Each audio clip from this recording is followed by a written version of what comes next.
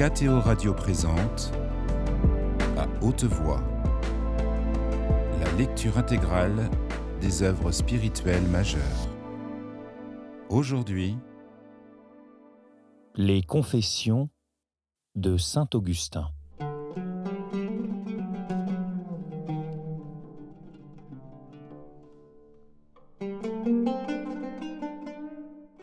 Chapitre 9. Férules, jeux d'enfants et jeux d'adultes. Mon Dieu, quelle misère, quel duperie furent mon lot, à cet âge où le petit garçon que j'étais ne se voyait proposer d'autres règles de vie sage que l'obéissance à ses maîtres, afin de briller dans le siècle et d'exceller dans ces arts de bavardage qui servent à gagner la considération des hommes et de fausses richesses. On m'envoya à l'école pour apprendre à lire. J'ignorais l'utilité de cette étude, pauvre petit. Et pourtant, si j'étais paresseux à apprendre, on me battait. Les grandes personnes vantaient ces pratiques. Nos nombreux prédécesseurs en cette vie nous avaient tracé ces voies douloureuses par où nous étions forcés de passer, aggravant ainsi l'effort et la souffrance des fils d'Adam. Je rencontrai alors, Seigneur, des hommes qui vous priaient. J'appris d'eux, vous comprenant comme je le pouvais, qu'il existe quelqu'un de grand qui peut, en restant caché à nos sens, nous entendre et nous secourir. Enfant, je commençais donc à vous prier, vous mon appui et mon refuge. Pour vous invoquer, je déliais les nœuds de ma langue. Le petit enfant que j'étais vous demandait, avec une ferveur qui n'était pas petite, de n'être pas battu à l'école. Et quand vous n'exauciez pas ma prière, ce que vous faisiez pour mon bien, les grandes personnes, jusqu'à mes parents qui me voulaient exempt de tout mal, riaient des coups que je recevais, mon grand et terrible tourment d'alors.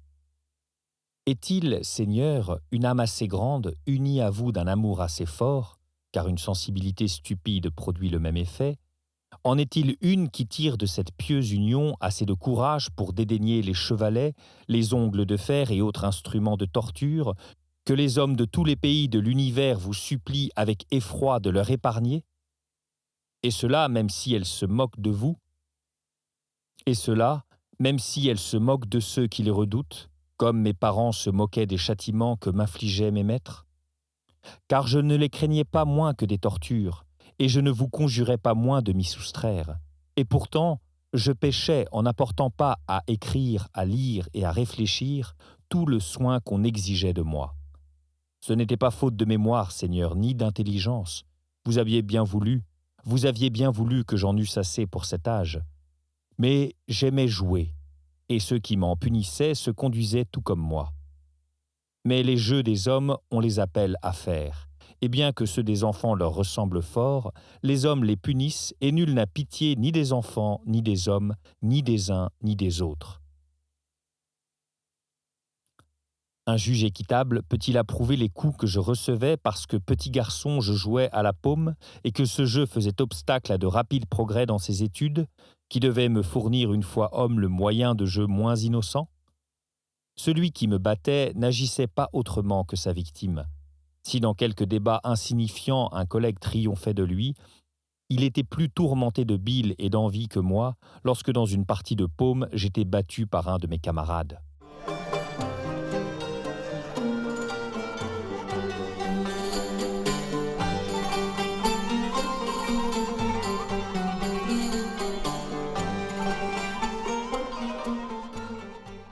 Chapitre 10.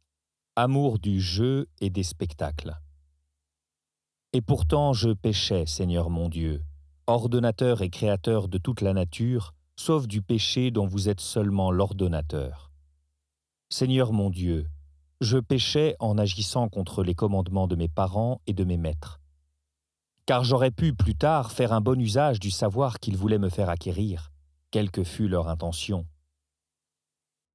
Ma désobéissance n'avait pas pour cause un choix meilleur, mais l'amour du jeu. J'aimais dans les parties de jeu l'orgueil de la victoire, les contes qui, chatouillant mes oreilles, y éveillaient un plus ardent désir de fiction. Cette curiosité, passant dans mes yeux, y brillait de plus en plus et me jetait au spectacle, jeu des grandes personnes. Ceux qui les donnent jouissent d'une considération si éminente qu'ils souhaitent presque tous que leurs enfants les imitent un jour. Et cependant, ils trouvent bon qu'on les châtie lorsque ces spectacles les distraient d'études qui leur permettront plus tard, c'est le vœu des parents, d'en donner de semblables. Jetez un regard miséricordieux sur ces faiblesses, Seigneur, et délivrez-nous, nous qui vous invoquons déjà. Délivrez aussi ceux qui ne vous invoquent pas encore, afin qu'ils vous invoquent et que vous les délivriez.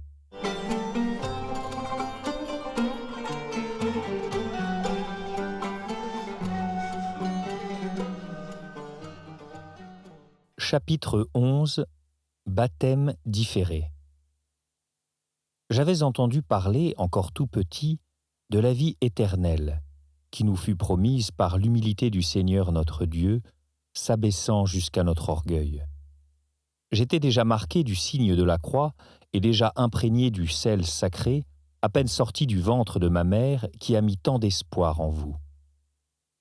Vous avez vu, Seigneur, alors que j'étais encore enfant, un jour qu'une subite fièvre causée par une oppression d'estomac faillit m'emporter, vous avez vu, car vous étiez déjà mon gardien, avec quelle ardeur, avec quelle foi, je demandais le baptême de votre Christ, mon Seigneur et mon Dieu, à la pitié de ma mère et de notre mère commune, votre Église. Toute troublée, la mère de ma chair, dont le cœur pur mettait à plus haut prix d'enfanter mon salut éternel dans votre foi, toute troublée, la mère de ma chair, dont le cœur pur mettait à plus haut prix d'enfanter mon salut éternel dans votre foi, se hâtait déjà de me faire initier au sacrement salutaire, afin que je fusse purifié en vous confessant Seigneur Jésus pour la rémission de mes péchés. Mais soudain je me trouvais mieux. On remit donc à plus tard de me purifier, comme si je ne pouvais échapper à de nouvelles souillures en survivant. Apparemment, on pensait qu'une rechute dans l'ordure du péché, après le bain du baptême, serait plus grave et plus périlleuse. Ainsi, dès lors je croyais, ma mère aussi et toute la famille, à l'exception seulement de mon père, qui cependant ne ruina pas en moi l'autorité de la piété maternelle et ne me détourna pas de croire au Christ en qui il ne croyait pas encore. Ma mère n'épargnait rien pour que vous me fussiez un père, mon Dieu, plutôt que lui, et l'aidiez à prendre l'avantage sur son mari, à qui elle se soumettait, bien que valant mieux que lui, parce qu'en cela encore elle vous était soumise, à vous qui voulez que la femme obéisse à son mari. Je vous en prie, mon Dieu, je voudrais savoir, si telle est votre volonté, dans quel dessein mon baptême fut alors différé.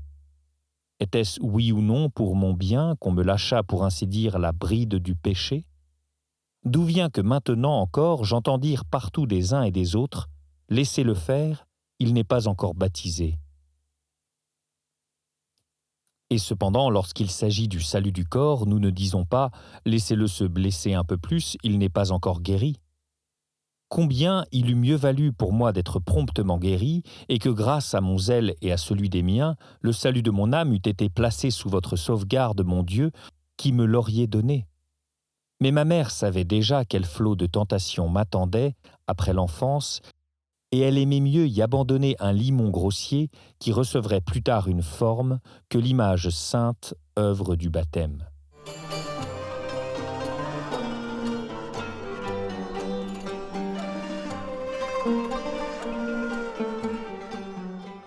Chapitre 12. La contrainte scolaire, son bienfait. Dans cette enfance, que l'on croyait moins dangereuse pour moi que l'adolescence, je n'aimais pas l'étude et j'avais horreur d'y être contraint. On m'y contraignait pourtant, et je m'en trouvais bien sans agir bien, car je n'aurais rien appris si on ne m'y avait forcé. Ce n'est pas bien agir qu'agir de mauvais gré, même quand ce qu'on fait est bon. Ceux qui me contraignaient n'agissaient pas bien non plus, c'est de vous, mon Dieu, que me venait le bien.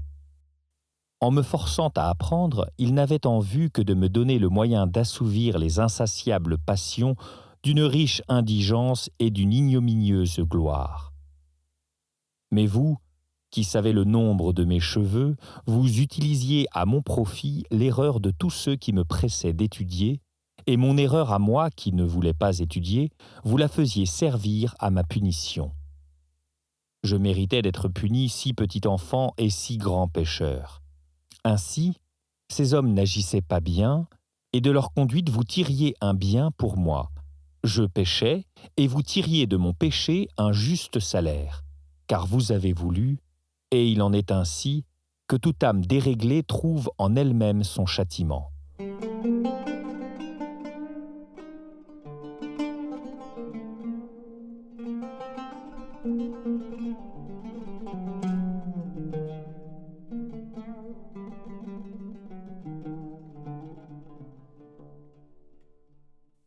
Chapitre 13. Goût d'Augustin pour les fictions poétiques.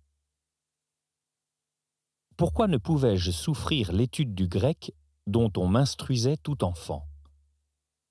Aujourd'hui même, ce n'est pas encore bien clair pour moi. J'aimais passionnément le latin, non pas tel que l'enseignaient les premiers maîtres, mais ce qu'on nomme grammairien. Car le rudiment latin, lecture, écriture, calcul, ne m'ennuyait et ne m'accablait pas moins que l'étude du grec.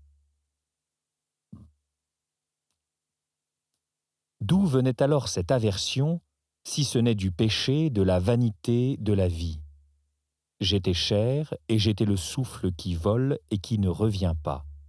Car ces études primaires qui me permettraient et me permettent encore de lire tout ce que je trouve et d'écrire tout ce que je veux, ces études valaient mieux, étant plus pratiques, que celles où l'on me forçait d'apprendre par cœur les erreurs de je ne sais quel aîné, dans l'oubli de mes propres erreurs, et de pleurer la mort de Didon, qui se tua par amour, tandis que, malheureux que j'étais, je supportais les yeux secs de mourir dans ces jeux frivoles, loin de vous, ô mon Dieu, qui êtes ma vie.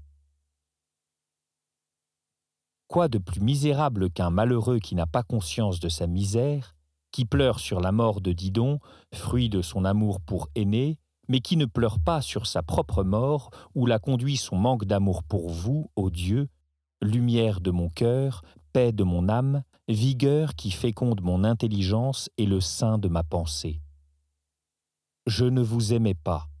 Je forniquais loin de vous, et tandis que je forniquais, retentissaient de toutes parts à mes oreilles des « très bien, bravo », car l'amitié de ce monde est une fornication qui nous éloigne de vous et nous encourage de très bien et de bravo pour nous faire honte de n'être pas comme les autres. Je ne pleurais pas ma lâcheté et je pleurais sur Didon, morte après s'être porté le fer à la main, à une résolution désespérée. Moi-même vous abandonnant, je m'attachais aux dernières de vos créatures, terre attirée par la terre. Si l'on m'avait interdit de lire ces choses, j'aurais été désolé de ne pouvoir lire. J'aurais été désolé de ne pas lire ce qui me désolait. Voilà les folies qu'on tient pour plus distinguées et plus utiles que les études par lesquelles j'apprenais à lire et à écrire.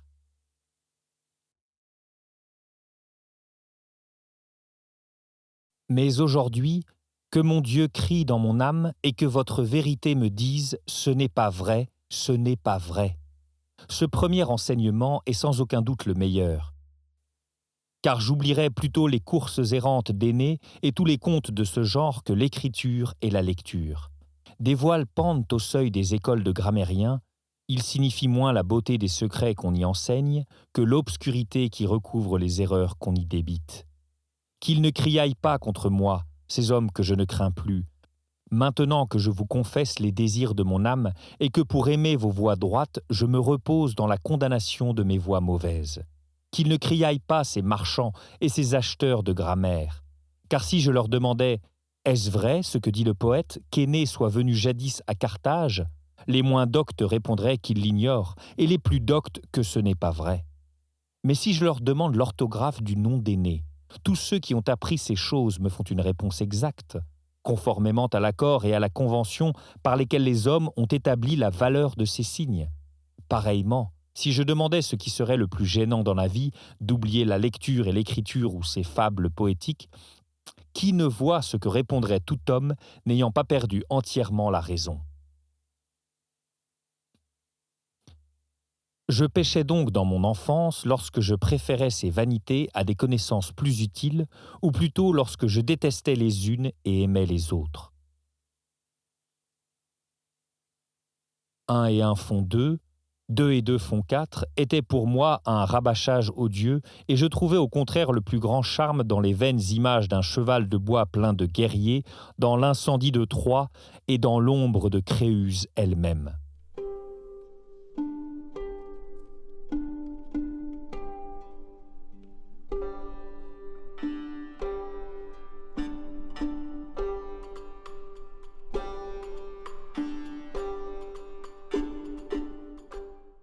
Chapitre 14. Son aversion pour le grec. Pourquoi cette haine pour la littérature grecque qui célèbre de telles aventures? Car Homère tisse habilement de pareilles fables, et ses mensonges sont charmants.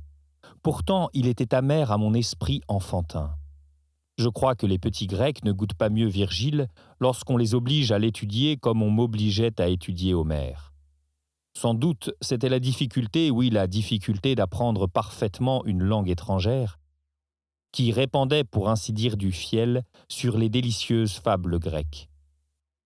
Je n'en connaissais pas un mot, et c'est par la crainte et de dures punitions qu'on me forçait violemment à l'apprendre. Mais dans ma toute première enfance, j'ignorais aussi les mots latins, et pourtant, en y prêtant attention, je les ai appris sans peur ni violence, parmi les caresses de mes nourrices, les badinages et les sourires, la gaieté et les jeux. Les badinages et les sourires, la gaieté et les jeux. Je les ai appris sans punition, sans contrainte, mon esprit seul me contraignait à mettre au jour ces pensées, ce que je n'aurais pas fait si je n'avais pas appris des mots non d'un maître, mais de gens que j'entendais parler et dans les oreilles de qui je déposais moi aussi toutes mes impressions. Par là, on voit assez clairement que cette libre curiosité a plus de force pour instruire qu'une contrainte menaçante. Cependant, les excès de la curiosité trouvent dans cette contrainte un frein conforme à vos lois, mon Dieu, oui, à vos lois, qui, depuis les férules des maîtres jusqu'aux souffrances des martyrs, savent combiner leurs amertumes salutaires pour nous ramener à vous, loin des douceurs pestilentielles qui nous en ont éloignés.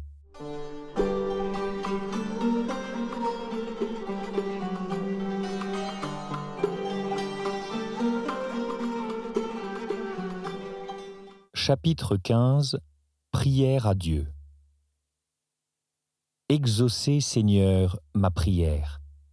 Que mon âme ne perde pas courage sous votre discipline. Que je ne perde pas courage en vous confessant vos miséricordes qui m'ont arraché à mes voies perverses. Que votre douceur surpasse toutes les séductions que je suivais. Que je vous aime de toutes mes forces. Que j'embrasse votre main de tout mon cœur et arrachez-moi à toute tentation jusqu'au terme de ma vie. Seigneur, vous êtes mon Dieu et mon roi. Usez pour votre gloire de tout ce que j'ai appris d'utile dans mon enfance. Usez de ce savoir, parole, écriture, lecture, calcul. Car au temps où j'étudiais des vanités, vous m'avez donné une règle, et vous m'avez pardonné la coupable complaisance que je mettais dans ces choses vaines. J'y ai appris beaucoup de paroles utiles, mais on peut les apprendre aussi en de sérieuses études, et voilà la voie sûre où l'on devrait faire cheminer les enfants.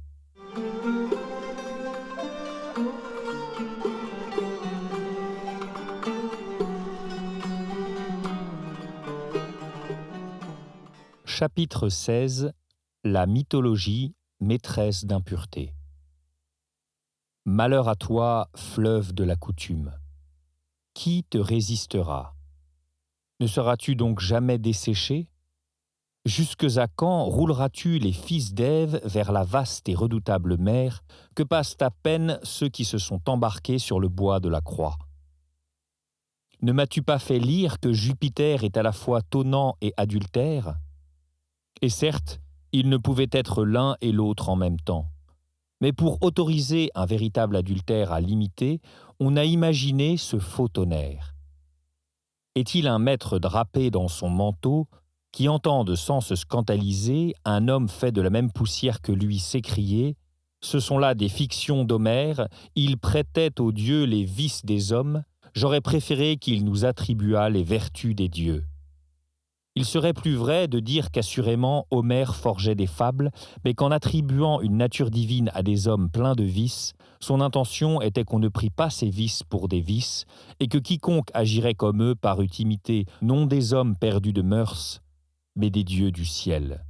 Et pourtant, ô fleuve infernal, on précipite dans tes eaux les fils des hommes, on paye pour qu'ils apprennent ces choses. Et c'est là une grande affaire quand elle a lieu en public au forum, sous le regard des lois qui accordent aux maîtres un salaire en sus des honoraires particuliers.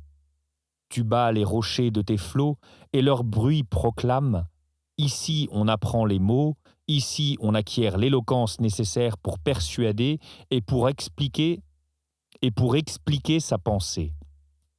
Ainsi nous ne connaîtrions pas ces mots, pluie d'or, saint, tromperie, voûte du ciel, d'autres encore qui se trouvent dans un passage de Terence, si ce poète n'avait représenté un jeune débauché qui se propose d'imiter la luxure de Jupiter en contemplant une fresque où est peint ce dieu qui répand une pluie d'or dans le sein de Danaé pour la tromper. Et voyez comme il s'excite à la débauche sur les leçons de ce maître céleste. Quel Dieu, dit-il, celui qui ébranle du fracas de son tonnerre les voûtes du ciel. Et moi, pauvre homme, je n'en ferai pas autant? Oui, je l'ai fait et j'en suis fort aise. Non et non. De telles turpitudes ne font pas plus facilement apprendre ces mots-là. Mais ces mots conduisent à commettre ces turpitudes avec plus d'assurance. Je n'accuse pas les mots, sorte de vases précieux et choisis, mais le vin d'erreur qui nous y était versé par des maîtres ivres. Et si nous ne le buvions pas, on nous battait, et nous n'avions pas le droit d'en appeler à un juge sobre. Et cependant, mon Dieu, en présence de qui je me souviens maintenant sans inquiétude de ces choses, je ne répugnais pas à ces études, elles m'étaient un délice, malheureux que j'étais, et on me nommait à cause de cela un enfant de grande espérance.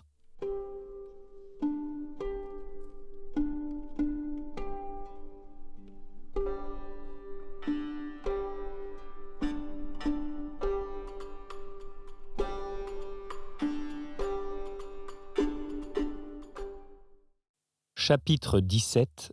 Une éducation purement formelle. Permettez-moi, mon Dieu, de dire un mot de cette intelligence que vous m'avez donnée et des sottises où je la gâchais. On me proposait un travail qui était une source de trouble pour mon cœur, par l'attrait de la louange qui le récompenserait, ou par la crainte de la honte et des coups qui le puniraient. Je devais composer le discours de Junon, irritée et malheureuse parce qu'elle ne pouvait détourner de l'Italie le roi des Troyens. Ces paroles, je le savais bien, n'avaient jamais été prononcées par Junon. Mais on nous forçait à nous égarer sur les traces de ces fictions poétiques et à exprimer en prose ce que le poète avait dit en vers. Celui-là recevait le plus d'éloges qui, conservant au personnage décrit sa dignité, avait su rendre avec le plus de force sa colère et sa douleur, et revêtir ses états d'âme des mots les plus justes. À quoi bon tout cela, ô vraie vie, ô mon Dieu? À quoi me servait d'être applaudi tandis que je lisais ma déclamation devant mes nombreux condisciples de mon âge? Qu'était-ce que tout cela sinon vent et fumée? N'existait-il pas d'autre thème pour exercer mon intelligence et ma langue? Vos louanges, Seigneur, vos louanges célébrées par vos écritures auraient soutenu les frêles branches de mon cœur. Il n'eût pas été entraîné dans ces creuses bagatelles, proie honteuse des esprits de l'air, car il est plus d'une façon de sacrifier aux anges rebelles.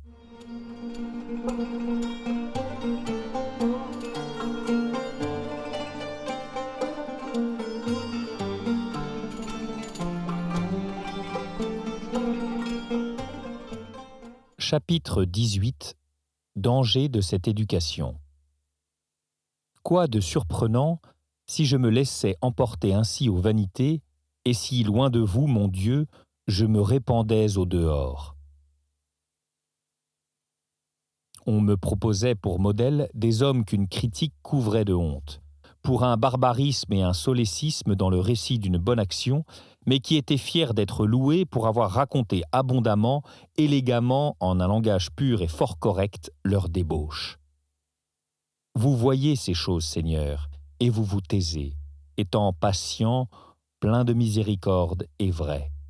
Mais vous tairez-vous toujours ?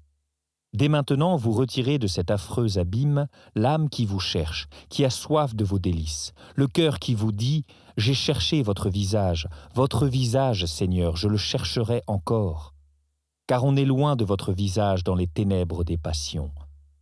Ce n'est pas avec les pieds et dans l'espace qu'on s'en va loin de vous et qu'on revient à vous. Votre fils, l'enfant prodigue, ne s'est procuré ni chevaux, ni chars, ni navires. Il ne s'est pas envolé sur des ailes visibles. Il n'a pas fait route en jouant des genoux pour mener la vie d'un prodigue dans un pays lointain et dissiper les biens que vous lui aviez donnés à son départ, tendre père. Puisque vous lui aviez fait ces dons plus tendres encore, quand il revint dans le dénuement. Vivre dans les passions déréglées, c'est vivre dans les passions ténébreuses, et c'est vivre loin de votre visage. Voyez, Seigneur mon Dieu, voyez avec votre habituelle patience comme les fils des hommes observent exactement les conventions des lettres et des syllabes qu'ils ont héritées de leurs devanciers, et comme ils négligent les pactes imprescriptibles du salut éternel qu'ils ont reçus de vous.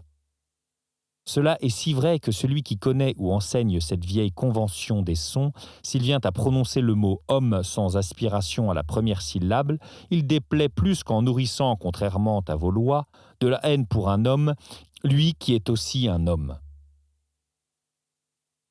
Comme si l'on pouvait souffrir plus de mal d'un ennemi que de la haine qui vous anime contre lui.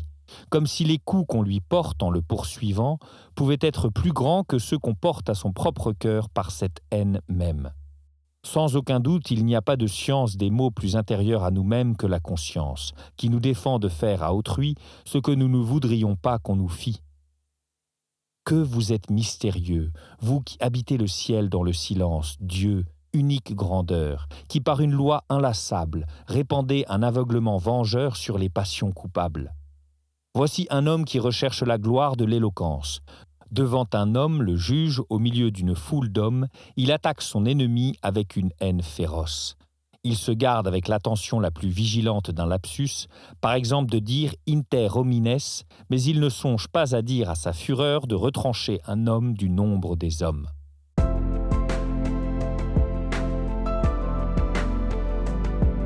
C'était À haute voix, une émission de KTO Radio. Les Confessions de Saint-Augustin par Fitzgerald Berton. Captation et réalisation Gustave Schlick et H.M. Dries.